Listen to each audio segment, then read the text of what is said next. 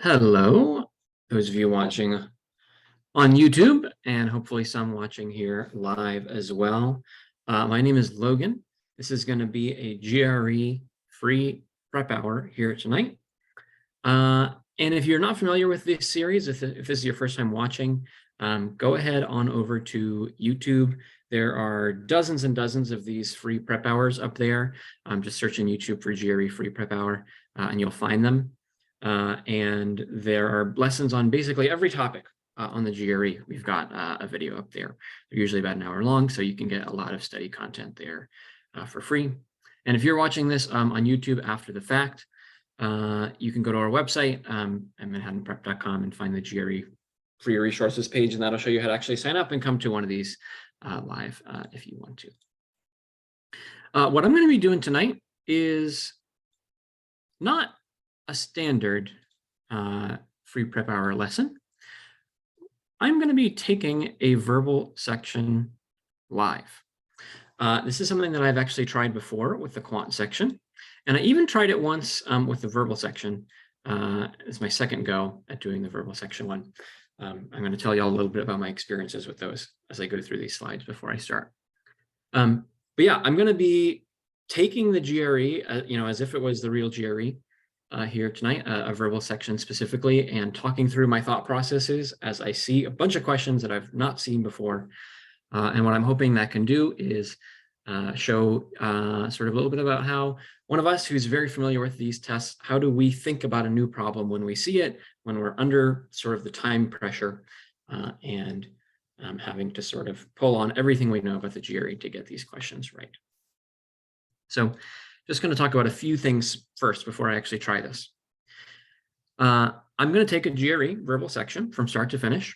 I'm going to follow all the test day rules, except one thing. I'm going to be doing a little bit of on-screen highlighting and note-taking, which you can't do on the real thing. But other than that, I'm not going to leave. I have my phone in the other room. I'm not going to be, Googling any words I don't know. So I'm going to be following all the same rules that you would have to follow on the test. I'm going to be trying to describe my thought process for each problem as I see it, and as I go sort of tossing in some general points about taking GRE verbal questions that I hope you can use in the future. What I'm not going to do, and this is why I had to do this verbal one again, is I learned in my first verbal attempt at doing this live, it was too much to read the passages and questions aloud. It actually made it harder for me to understand what I was reading, and it made me fall way behind on time because it takes a long time to read things out loud, right? So I'm not going to be reading everything aloud. So as you're watching, I encourage you to read it yourself, because when I jump in and start explaining what I'm thinking, for you to fully understand it, it will have helped if you read it as well. I have not seen these questions. We're going to be doing a Manhattan Prep practice test here. And I do work at Manhattan Prep, so I've seen a lot of practice test questions from Manhattan Prep, but I'm specifically doing a test that I have not taken so that these questions are fresh for me. And I will probably get a couple wrong. I've scored very well on the GRE, of course, but I never expect to get every single question, right? There's a lot of stuff that goes into this test, and there's a lot of tricks that you might run into along the way. I ought to get most of them, but along the way, don't be surprised if I make a mistake or two. What's going to happen at the end is I'm going to go back and review everything that that I tried and try to understand why did I make that mistake. What can you learn from it?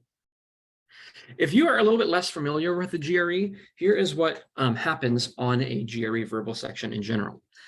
They're 30 minutes for 20 questions. The 6 first questions are text completion. These are sentences with blanks that you fill in. There are 4 sentence equivalence questions that happen later on in the section. These are also sentences that you're filling in the blank, but this time you have to fill in the same blank with 2 different words. Then there are 10 reading comprehension questions throughout the section. So reading a passage, answering questions about it. Each test has 2 of these sections that are graded. So your verbal score from 130 to 170 is based on 2 of these sections. And I'm going to be doing a medium difficulty section. On the GRE, it's adaptive between the first and second section. So your first section is always medium difficulty. Your second might be easy, medium, or hard.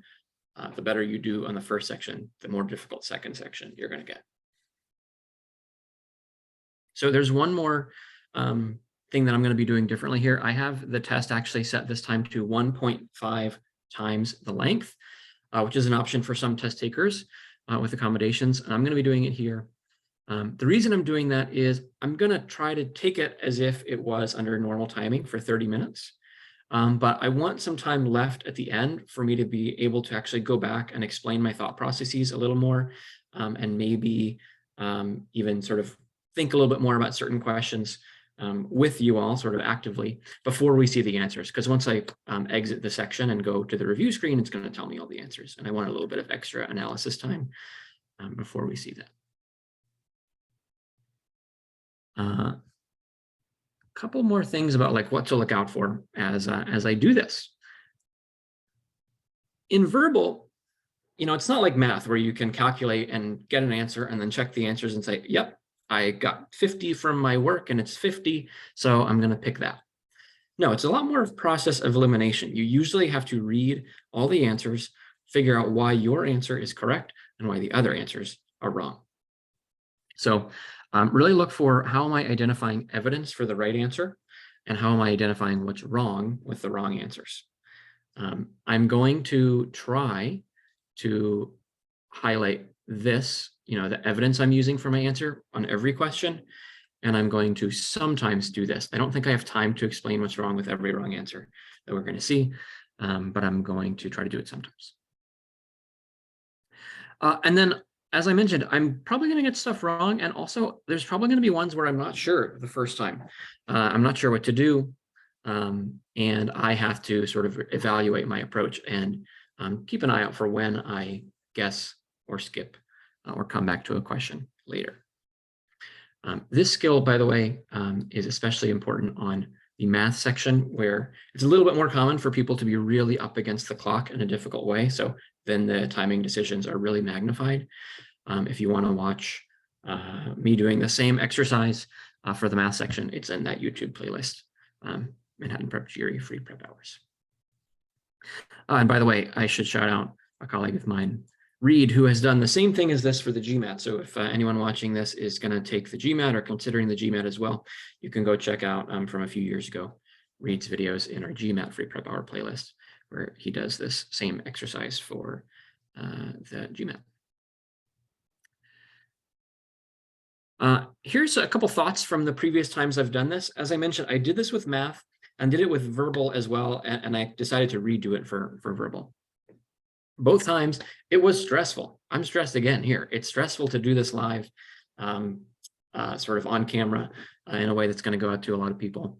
And it sort of puts me in that sort of anxious mode that most of us feel when we take the real test. So that's kind of a good thing. The timing was really challenging while speaking and reading aloud last time. So that's one of the reasons why I'm not going to read everything aloud. I'm just going to explain my thoughts after I read. I did get a few wrong in both my quant and verbal attempts. So again, don't be surprised if that happens. Hopefully I can just diagnose why I got them wrong after the fact. And if you're doing this alongside, see if you can catch my mistakes as we go. Let us know in the comments, you know, if you see something that you think I did wrong that I didn't even catch in the video. And then this is a big one. I really have seen from doing this how much my familiarity with the test that I've built up over the years helps me with diagnosing what the test is doing with each problem. So there's skills on the test that everybody builds as they're studying, but there's also familiarity with the test, by which I mean like you're ready for the different twists that they throw at you. In math, you know, that might be you've seen the ways that they combine different types of math. In verbal, it might be you're ready for the common types of trap answers, wrong answers, and you can sort of avoid stepping into those traps because you're an experienced navigator of this test. My hope is that this exercise tonight helps any of you watching build a little bit of that familiarity yourself. Okay, welcome to those of you who are here live. Glad that you are. And if you missed the very beginning, again, what I'm going to be doing here, starting in just a moment now, is taking a GRE verbal section from a Manhattan Prep practice test. A couple reminders of things. Number one, I have not seen these questions before. Number two, I'm gonna be doing this on 1.5 time length. So it's gonna say 45 minutes, I think, once I start, but remember the real section is 30 minutes for most test takers. And again, the biggest difference in how I'm going to be actually doing this compared to what you'll be able to do in the real thing is I'm going to, in some moments, be annotating right on the questions, which you're not able to do on the real thing. Okay, let me take a sip of water. Woo. And away we go.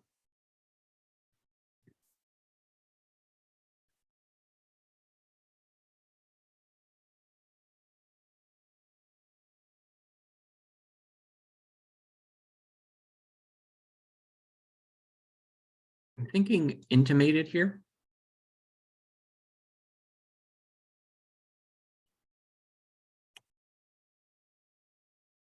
Yeah. So I'm looking for something that matches, being expressed, something meaning being expressed. Intimated does have to do with expressing things, but expressing things kind of secretly, kind of with subtext. And that seems to be what they are saying here, implicit methods. Yeah, so I'm going to go with intimated.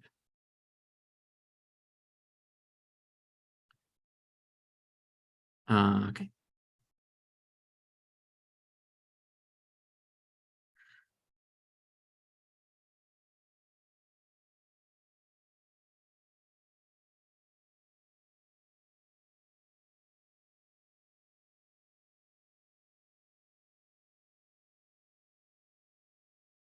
So I'm going to go with dynamic. I'm keying in on the phrase that the decisions made in the future changes as a result of each current decision. Dynamic means always changing.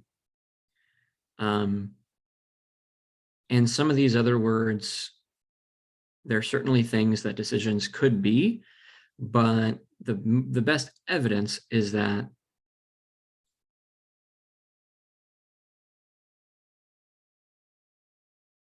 yeah, we're talking about the class of decisions, meaning like all these decisions grouped together.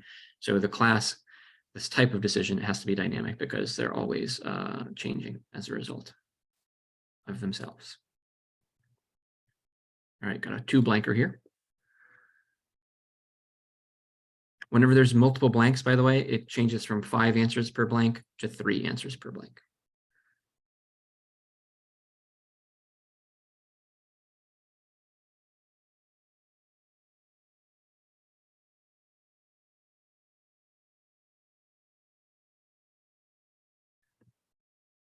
Okay,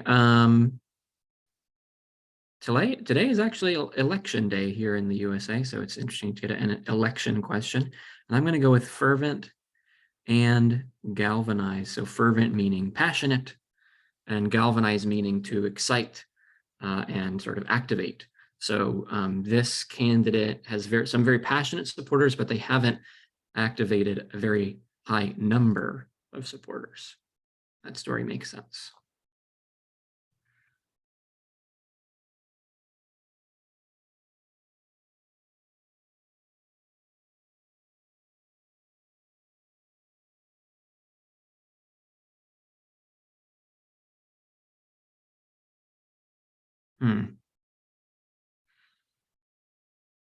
I already know I'm going to mark this one for review for possibly coming back because I don't know, or I'm not remembering what cogitation means.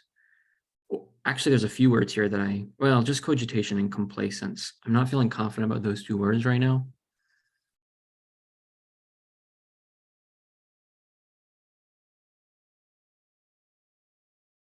The second word is going to be precipitate, I think, meaning sort of come before and like lead to. So it's saying something leads to the unusual creativity of these great writers. The question is chaos close enough? Chaos means kind of, hecticness, craziness. And that kind of makes sense here with madness, but the question for me is whether cogitation specifically, complacence, I don't think is it, just on vocab vibes, which sometimes you do have to go off vocab vibes. Cogitation, I'm not remembering the definition right now, but it sounds like, the cog is like cognition. So I'm wondering if that has something to do with like thinking, like active and kind of wild thinking, which would really match madness. And my sort of GRE spidey senses are actually leading me to pick this word, even though I don't really know it well. Because the cog is just, the cog at the beginning is making me think this has to do with thinking. And with brain, madness, So I'm going to do that. I'm going to pick that, but I'm going to come back to this later, maybe.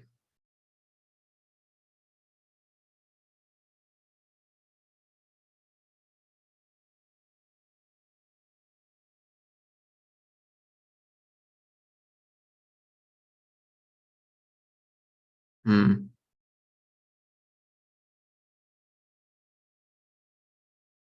So the word perplexing is important here. It's telling us that these answers are going to actually they're going to almost seem like they don't make sense.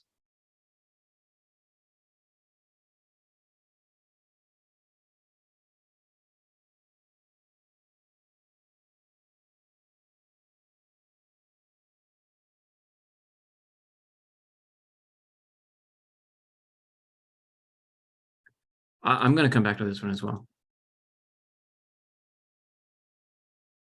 because I wasn't feeling good about those words.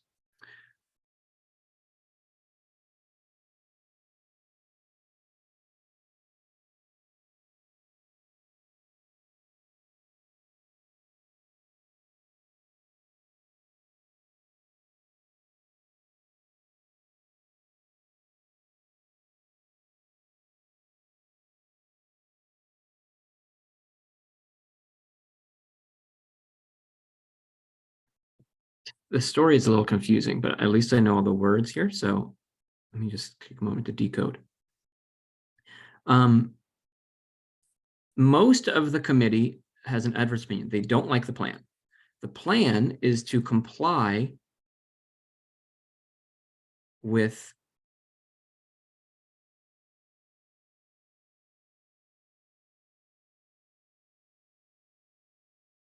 it's not going to be shirked, because shirked is too similar to avoided. So it's not going to be long avoided yet recently shirked. So I think it's ineluctable, which I'm actually kind of forgetting the exact definition there, but neither adverse nor shirked is making sense to me. While most members don't like the plan, the board will likely acquiesce to agree to the plan. Neither the board president nor senior member Rogers.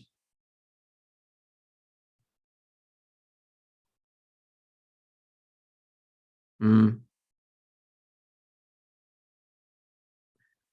need to come back to this one too. The tacit means would mean that the president and Rogers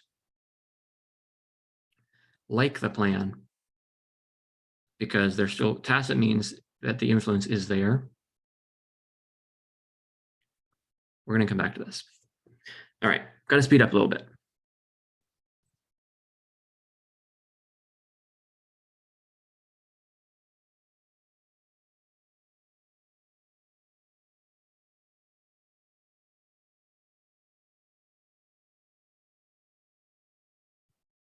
Okay.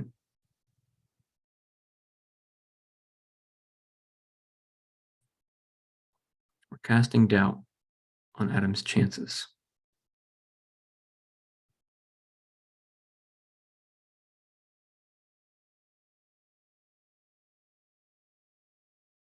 I think it's going to be B. I'm going to call these A, B, C, D, E, even though they're not labeled that way.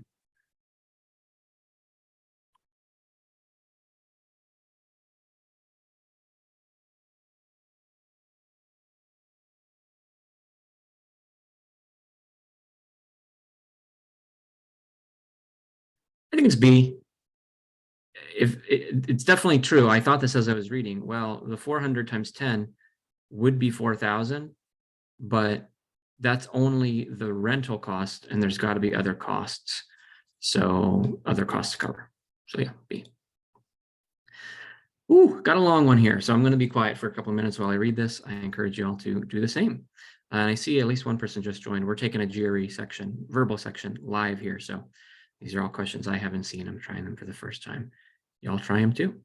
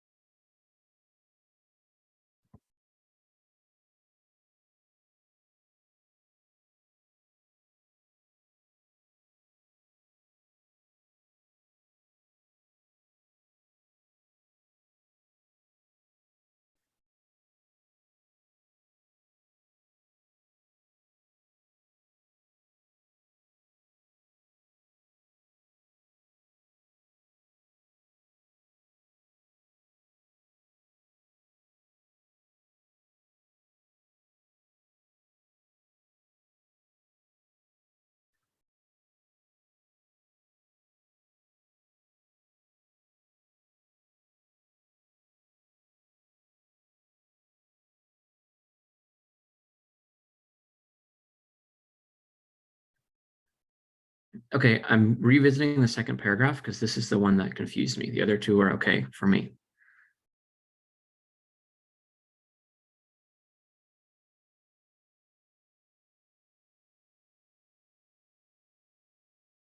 An English-speaking human is in a room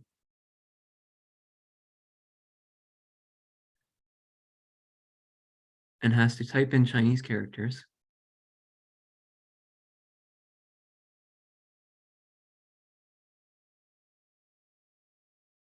I see. Okay. So the human can't think in Chinese, but they can produce the Chinese output that makes sense by following instructions in their language. Okay, still like a little iffy on the middle paragraph, but I know overall what's going on here, the Turing test. Lucky for me, I've heard of this before. It's a test to determine, basically can a computer convince someone that it's a person? And so we have some background information there. This is describing basically the idea that, hey, even if the computer can convince someone it's a human, does that really matter? Because they still aren't necessarily thinking, And then this is saying that, well, even if it's not thinking and it's just sort of coding itself based on what it's learning, that's kind of not so different from what humans do anyway. So yeah, we're probably going to have 3 or 4 questions on this passage. Yeah. So let's try them. By the way, sometimes people like to read ahead and look at the questions. I usually don't do that until I'm running out of time because I want to make sure I have a good understanding of the passage. Sometimes I personally get distracted by thinking about the questions coming up.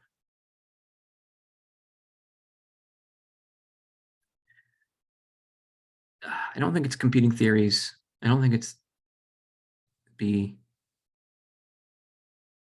I think it's D.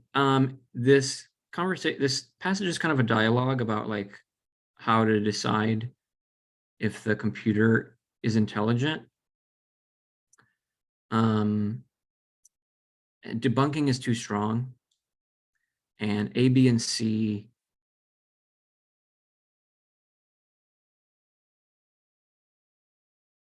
are not. It's not competing theories.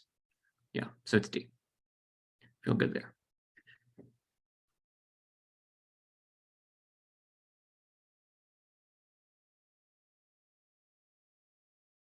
The example given to support the black box objection. So I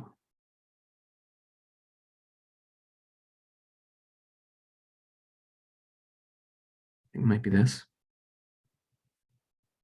Not that. That's the later paragraph.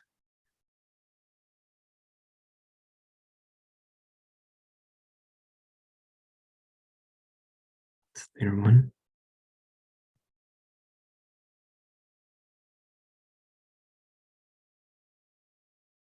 No.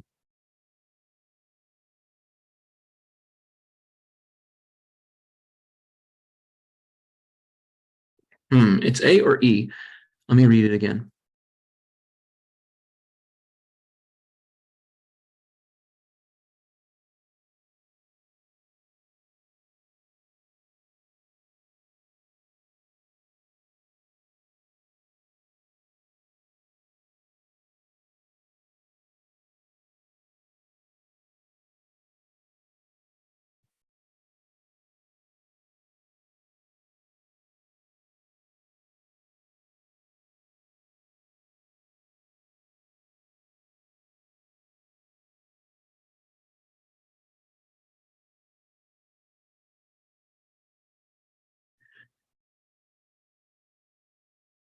I feel like A is getting at the heart of this a little more because it's important for this example to be helpful that like the person clicking the buttons like doesn't really know what they're doing. But E is like a little tempting, so I'm going to mark that. Some of the ones I marked for review are what I'm going to come back to at the end. Okay. Which of the following situations best meets the requirements to pass the Turing test? Okay.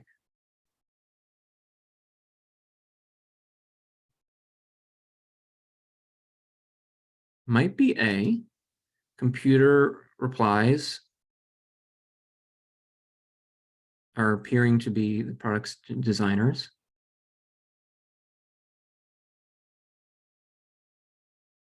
I don't think it's B. I don't think that it's about like the sound of a computer.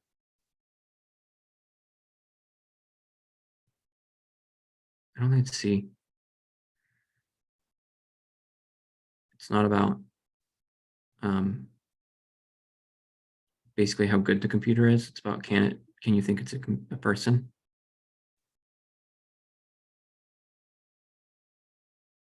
No, most of these are just uses for computers. So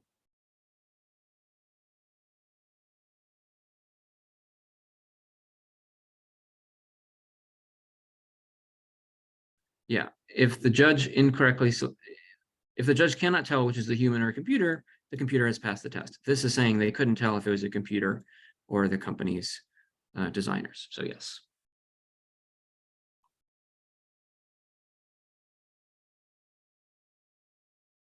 Uh-oh. I might have a computer freezing moment here. Okay, let me stop my share for a moment and refresh this. Okay, good, that worked. Whew. Okay, I think it might have just given me back a minute or so. That's friendly of it. Here we go, number 11. Ooh, this is gonna be a tough one. I'm gonna try it, but I'm worried this might take a while because accept means I have to find 4 of these 5 things. I do think some people think it's flawed. I do think Turing thinks computers could pass the test.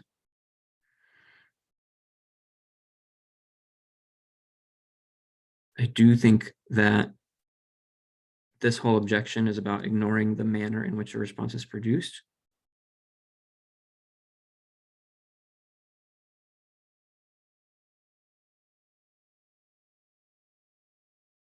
This is tricky. All 5 of these appear to me as possibly true. B, I'm actually thinking could be it.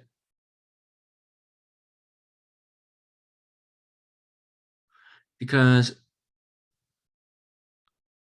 the question Turing asked is, are there imaginable digital computers which would do well in the Turing test?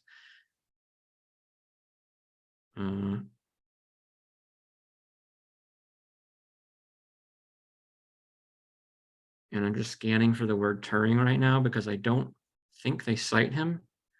Again, they do here, but again, this is him protesting the objection. It's not Turing saying that he thinks any computers could pass. So I think sneakily, this is actually the correct answer, because it might have been true, but I don't think the passage indicated that. If it did, I'm missing it. I'm marking this for review because I know accept questions are really sneaky. There could be evidence here hiding that I missed, but I need to keep moving, I think. Okay, we've reached the sentence equivalence part. So these next 4 questions, I need to select the 2 answers that fit the sentence. Okay, hopefully these go quickly.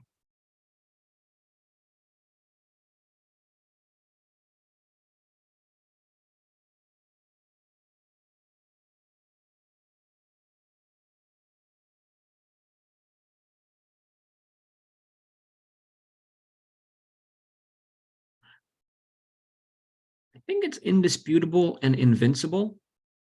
It did put forth some convincing claims, so there's good elements, but it's not, we're hesitating to say that it's amazing or perfect or something like that. Indisputable and invincible would both mean in this case like unbeatable. This argument is unbeatable. So it matches the sentence, and these words match each other pretty well. And that's what I like about these questions. These are some of my favorite ones because there's 2 ways to get at the answer. You need to match the sentence, and the 2 answers need to match each other. All right.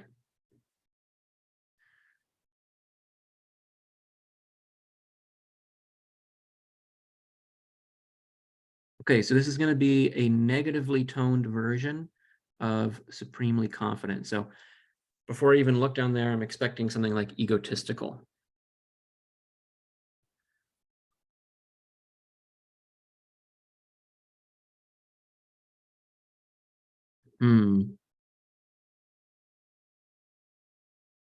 Interesting. Narcissistic matches what I expected the best, but none of the other ones are really thrilling me as a match for narcissistic.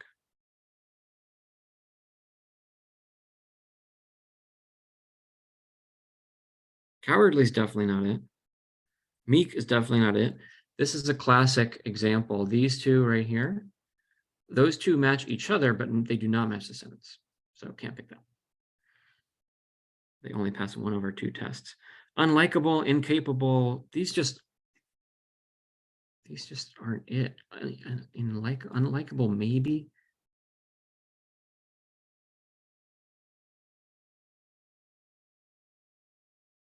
I think narcissistic and overbearing is probably it, but I'm actually going to mark that because I want to just rethink whether it could be unlikable and narcissistic instead.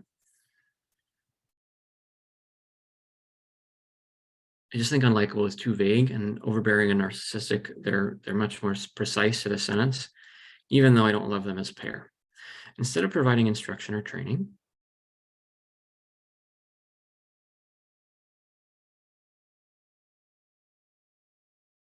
okay, so this employee is getting perhaps criticized.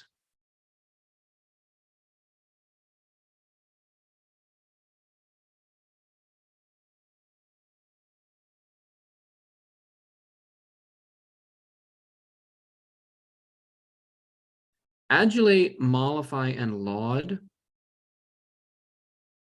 are not it. These are positive, more positive words. Requite, what's that? So rebuke is to say no to. Lambast is to criticize. Are those close enough? Or is it possibly requite and rebuke? Requite makes me think of unrequited, which means like unreturned, unreciprocated. So it is, if requite means reciprocate, I don't think that's it. I'm going to go with these 2. Again, I'm not thrilled by that pair, but as far as I can tell, they're the only ones that fit the sentence pretty well.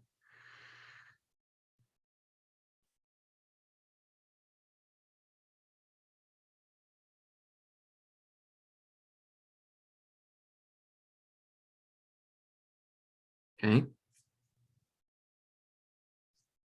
This one I know. It's bridle and curb. They both mean to restrain, hold back. And they're saying that the spending is excessive. We have not been able to hold it back from being excessive. So it's these 2 for sure. All right, another short passage. Ooh, we have to click the sentence itself this time. This is a rare problem type.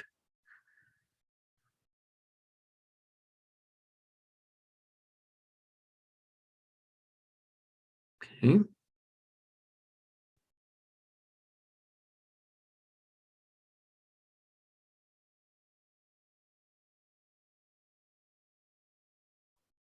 Okay. I want the sentence that supports the author's prediction. So importantly, it is not the author's prediction itself. It is the most direct support. This is the prediction itself. I think this is the most, no, sorry. Prediction about people who currently rent their residences. So this is the prediction about people who rent. Many people who currently rent will hesitate to purchase. This is the support for the prediction about people who rent. There we go. That's it. Always read to the end of the question itself. I almost made an error there. Okay. I'm going to read for a couple minutes. We have about 7 minutes left before our 30 minutes, our typical 30 minutes would be up. Golden toad. What a fun topic.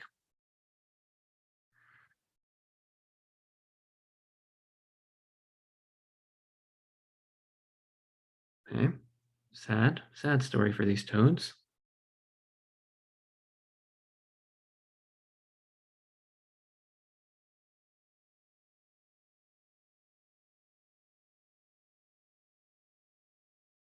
Oh no.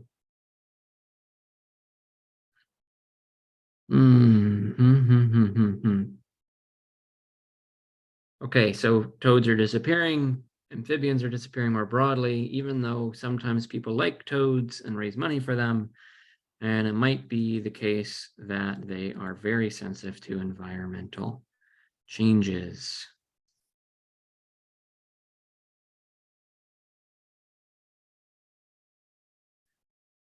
Not A.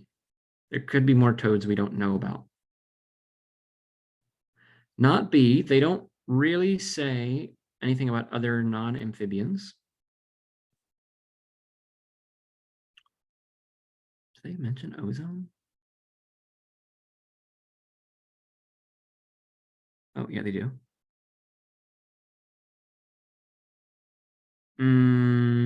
No, they don't, they're not really saying that it is causing the decrease in ozone, the pollutants.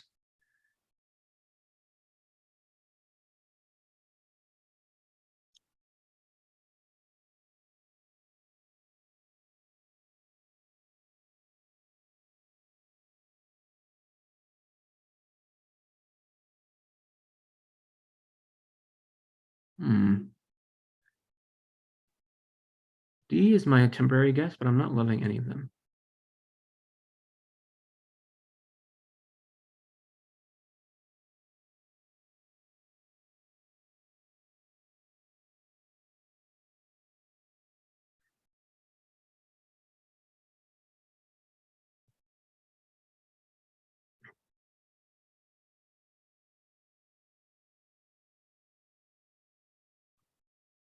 I'm actually switching to B. I don't love it, but I'm pretty sure all the other ones are not it.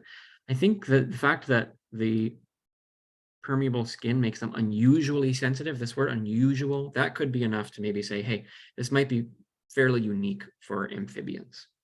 And these other ones are wrong for various reasons that I need to skip over because we're running out of time. Oh gosh, another accept.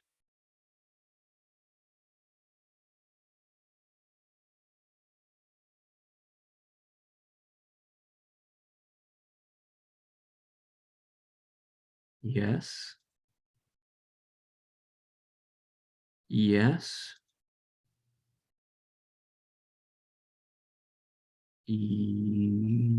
Yes.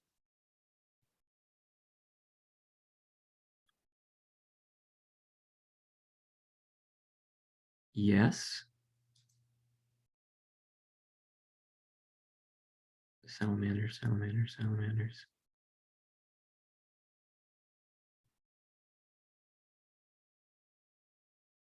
No, they do not say this.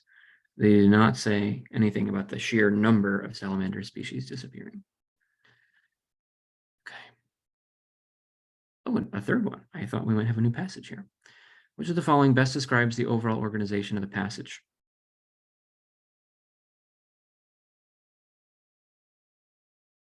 No, we're not speculating on causes.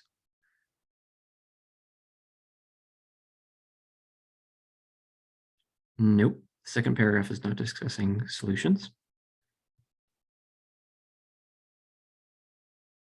I think it's this. Let's check the other ones out.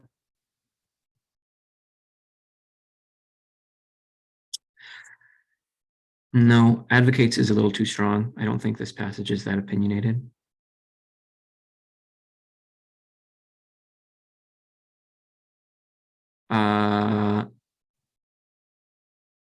No, this is too simplistic. Doesn't capture like the purpose. It's C. Okay, we got 2 minutes for this one. Again, I started with 45 minutes and I would usually have 30. So once this gets to 15, that's the end of the time that most test takers would have.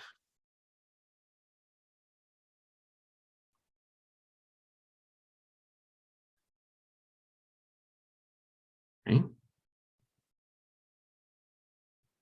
This is an argument-based passage where it's very important to identify the conclusion.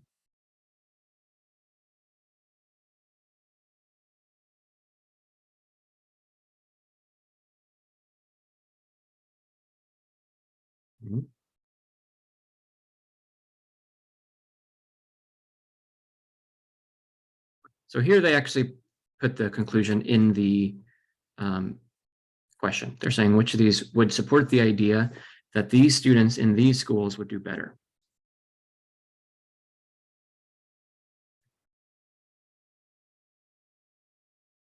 No, not really about discipline.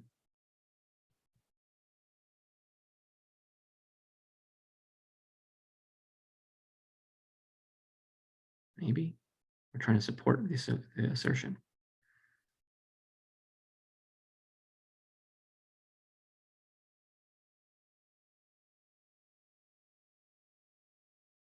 Writing specific.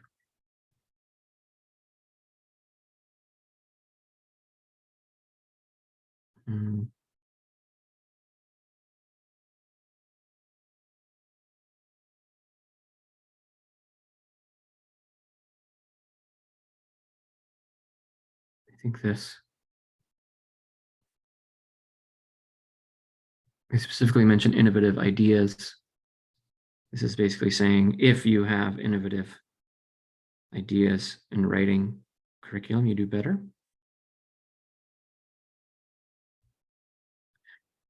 I think it's D here. And my 30 minutes are up just as I'm answering the end of question 20. So if that was my real section, I would not have time to go back and check the ones that, that I marked for review. So I'm happy that I finished all that on time. You know, in the real test, I think I might have probably had a few minutes left because of not speaking out my various thoughts. And this is why I built in that extra 15 minutes, because what I want to do now is go back and sort of say a little bit more about what was happening for me on the questions that I marked for review, because there were a few here that I wasn't sure about, especially in the vocab. It so happened on this section. I want to say a little bit more about those and maybe actually click through some of the other ones before I actually check the answers. If you have any questions about anything I did, I think you should be able to send them in the chat. Attendees can chat with hosts. Okay, so if you're here live, you can now send me chats. If you have any questions about any of the problems, or if you think I got any of them wrong, I'm curious to hear, especially that last one. If you think I got any of these wrong, let me know in the chat now, and we'll go check it out and see if we can have a debate. One key thing that I did not say out loud as I was going, but it's very important that I answered all of them. Even the ones I marked for review, which you can see there are 6 of them here, where I was like, if I have extra time, I want to come check these out. I left an answer because you always want to leave an answer in case you don't have time to go back, just in case it's right. You always leave a guess, because there's no punishment if you get it wrong compared to if you leave it blank. So always leave a guess. Okay, so this is the one where I was just not sure if I thought cogitation was going to be specific enough, or sorry, if maybe cogitation was like a more specific word that was like kind of had to do with like mental thought processes. And chaos, I was like, that has to do in general with kind of like, craziness, madness. I think I'm going to stick with cogitation here. I'm kind of 50-50 because chaos isn't a classic, kind of close enough, but it's still possible that there's a better word here, category. I think I marked the next couple vocabs as well. This is perhaps the one I think is the most likely that I got wrong because I really was not sure about these words. So I predict that I got this one wrong. If I got it right, it's a lucky guess. Let me think about it right now and see if I want to change my answers. So it's going to be some sort of like, I think the story here is that the child is like being mean to the other person, to the other child, but it's actually them like basically saying, trying to bond.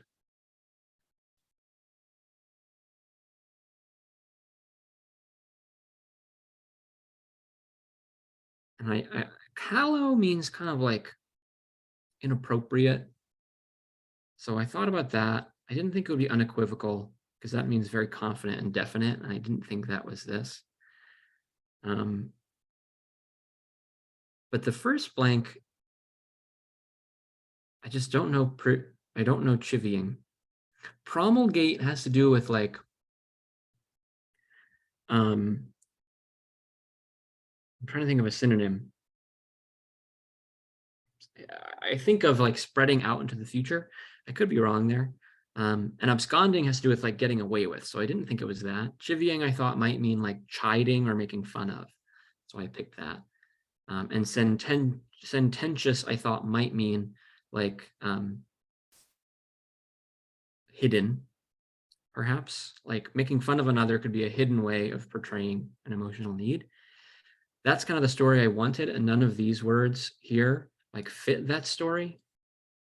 So that's why going back into this moment, I picked these two words, even though I'm not 100% confident in them. So maybe I got this one after all. We'll see. Tell me in the chat if you think I got it. Do you think that it is chivying and sententious? Or am I possibly missing something about this story? Meanwhile, let's check number 6. This is the one where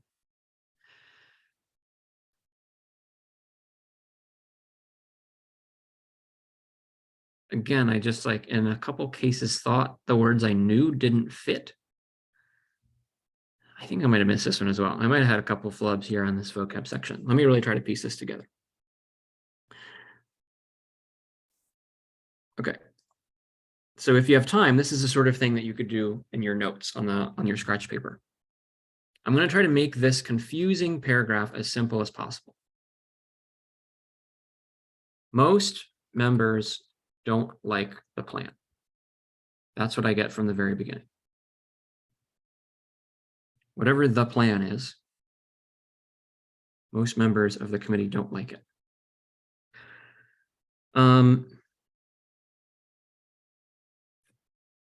The plan is to comply with regulations. Oh, you know what? Okay, this first blank, I think I did get it right because it is just coming back to me that ineluctable. I don't know if I've ever said that before, but I'm pretty sure it means unavoidable, inevitable. So if it's long avoided, but recently unavoidable, that makes sense. And that makes sense that it would force them to comply. Okay, so feeling good there.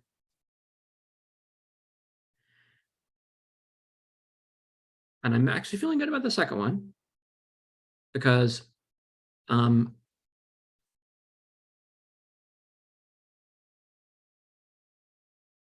what I'm getting from this while here is that there's a twist. Even though most people on the board don't like the plan's going to happen.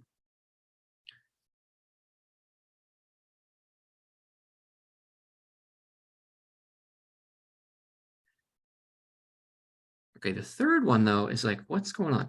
So the architect of the plan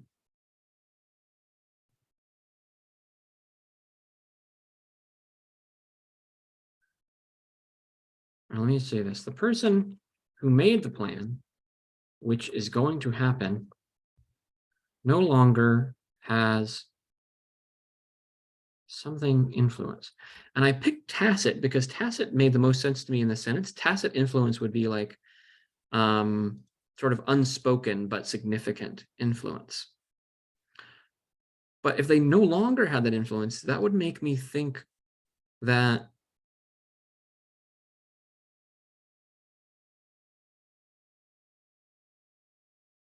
because neither of them still wield the influence, which means they both don't wield the influence anymore.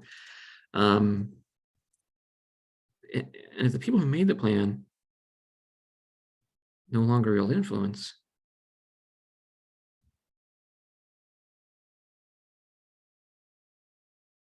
then you would think that that would make the plan not happen, but the plan is going to happen. This is a classic GRE sentence, by the way. They love to add so many twists and turns where like you have to like almost be a detective retracing your steps through the sentence a bunch of times in a row to figure out what's really going on. Fledgling means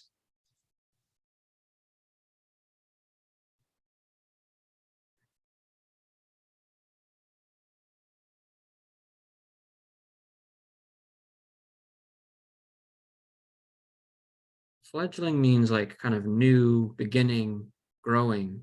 If they no longer have fledgling interest, maybe it's that they now have a much greater influence, in which case fledgling could be the answer. Vitiated is another one that I'm forgetting right now what it is. So at this point, I'm pretty sure that it is ineluctable. I'm pretty sure it's acquiesce, and I think it might have been fledgling, now that I think about it. Might have been that they no longer have a fledgling influence, they have a significant influence now. So it is going to happen. So that's my prediction here. So right now, my prediction is actually that this one I'm 50-50 on whether it was chaos or cogitation. I really don't know. I actually predict that this one was correct, but we'll see. And I actually predict that this one was incorrect because I should have picked fledgling. All right, just a couple more to check out. And then we'll actually go see the answers. And I hope that I got, at least 16 or 17 of these, but we'll see. Definitely tough to do this while speaking out loud.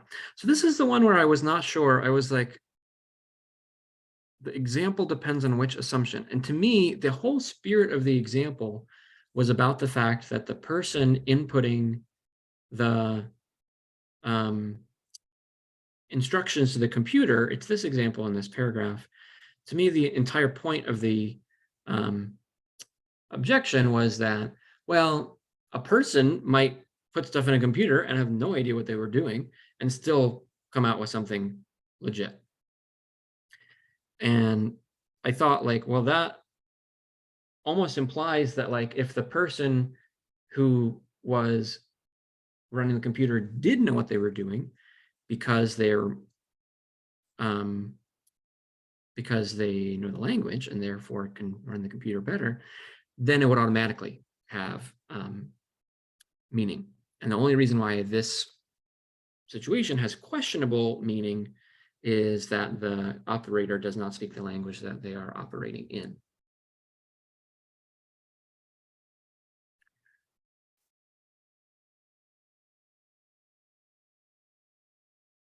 But E was tempting to me as well because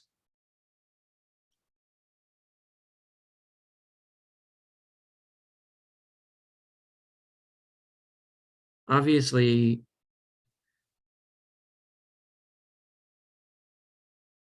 if they can't understand how to run the computer, the whole experiment can't happen. I'm still sticking with A here because I think it's more in the spirit of like, what is the whole point of this objection? So I think it's more likely that that's the assumption that the whole thing rests on. We'll see. And then 11, I marked. This one I'm pretty sure I got. This one I marked because of the except, but after I talked through it, I'm quite confident that Turing nowhere in this text said he believed any machines were going to pass. And I'm pretty confident the other ones are there. So this one I predict I got correct. And then the last one that I marked was this one because I was like, overbearing and narcissistic to me don't mean the same thing. And I want them to be closer. But a person with resentment-worthy confidence certainly would be overbearing and would be narcissistic if I had a negative opinion of them. And they would be unlikable as well, but I thought unlikable was like a more general word, not tied to the specificness of resenting someone's confidence. And I thought, even though overbearing and narcissistic to me means like egotistical, which was kind of my predicted word here, very much self-centered. Overbearing means, you know, kind of getting in your face too much. I was like, those don't really match, but they do both come from this specific type of person, whereas unlikable could come from any sort of unlikable person. So I think I'm going to stick with my answers here. So let's see how close I was. I think my official prediction is that most of the ones I marked were correct, but I predict that this one is wrong and was supposed to have been fledgling. I predict that this one is correct, but I would not be at all surprised to be wrong. And same here. I'm going to predict cogitation, but I really don't remember that word, and I think it could easily be chaos as well. Okay. Let's see how I did in my predictions. So we're almost out of time here, so we're not going to have as much time to review once I see the answers, but I'm glad actually we did this model here to review before we see the answers. If you are here, let me know if you have any questions about anything that I did as I sort of click through the rest of the test to get to where I'm able to review. Do you think I got any wrong? If you are watching on YouTube, do you think I got any wrong? All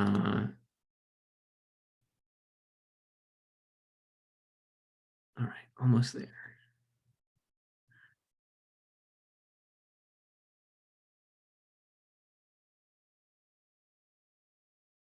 It's going a little slow here. I liked the passages on that section, to be honest. I thought that Turing test passage was fairly interesting, and I thought the toad passage was pretty interesting. Okay, so I missed 4 questions. And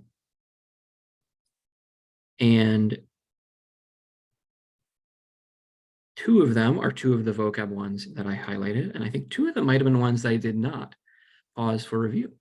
So let's see. So 16 out of 20. I am happy with that. Given the extra challenge of speaking out loud as I'm thinking. On the real test, by the way, 16 out of 20 would be enough to launch you into the most difficult second section. So you'd be set up to get a really strong verbal score. Let's check out the ones I missed. Great writers. It was chaos. Let's find out what cogitation means. Intense thinking.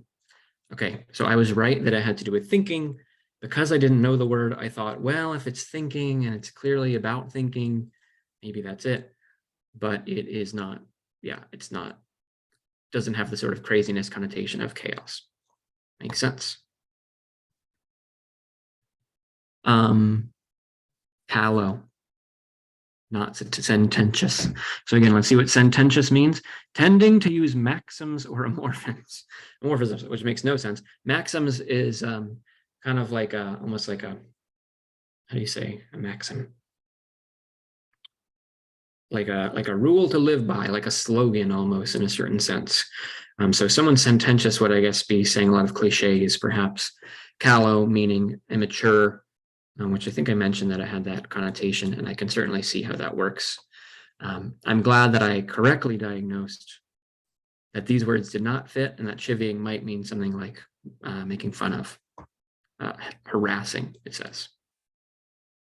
Okay, interestingly, this one, which I predicted I might have gotten wrong, was correct with my first go. And let's see what they say about that third blank.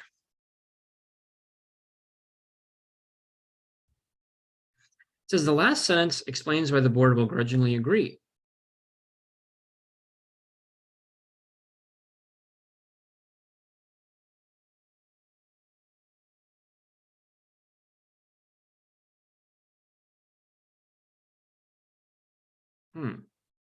Neither board president nor senior member Rogers.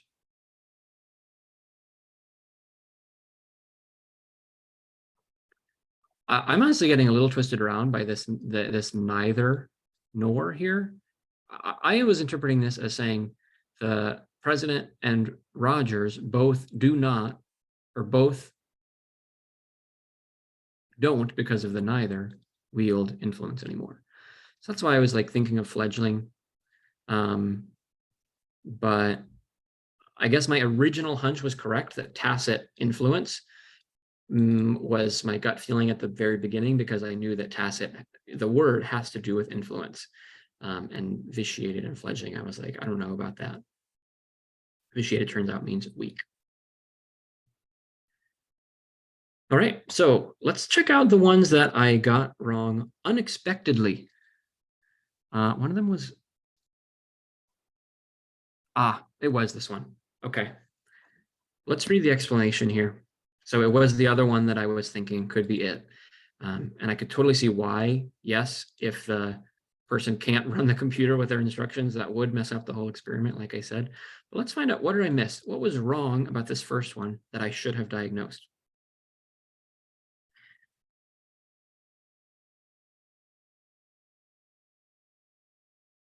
Now, this is a classic. This is an eye roll, if you ever had one. This might be reasonable in the real world. The passage does not make any distinctions.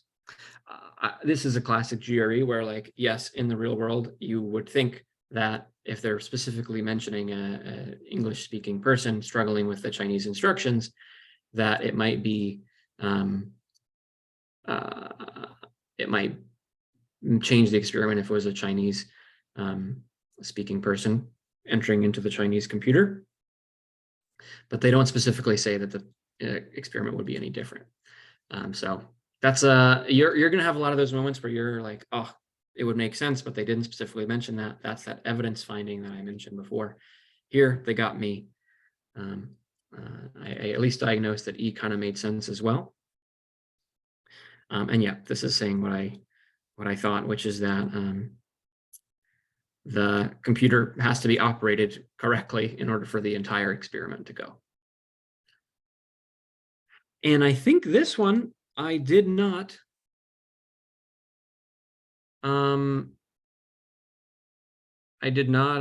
think that I got wrong. And in fact, I specifically said, ooh, I almost made a mistake. So, oh, the irony. I thought I was so proud. Let's see why.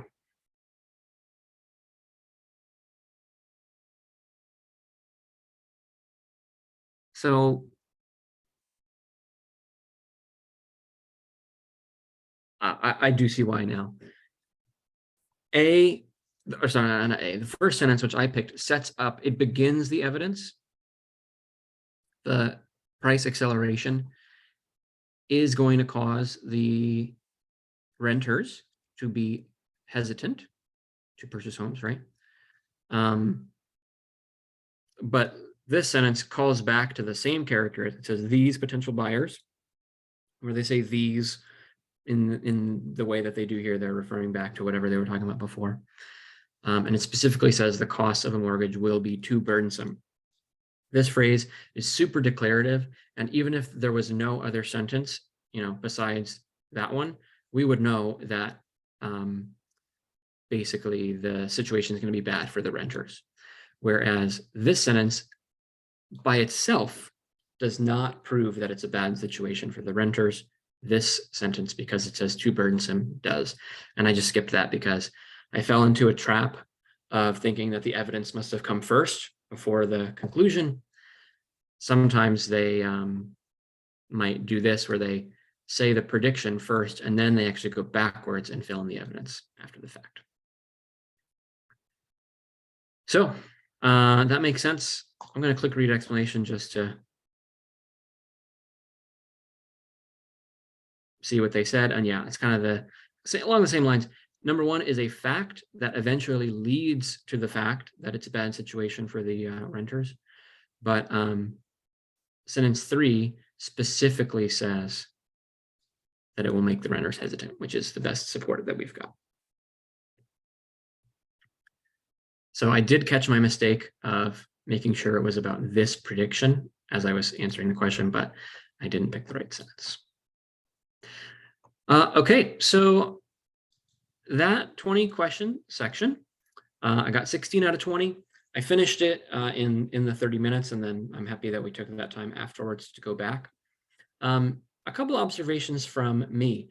Number one, I finished it right on the dot of those 30 minutes.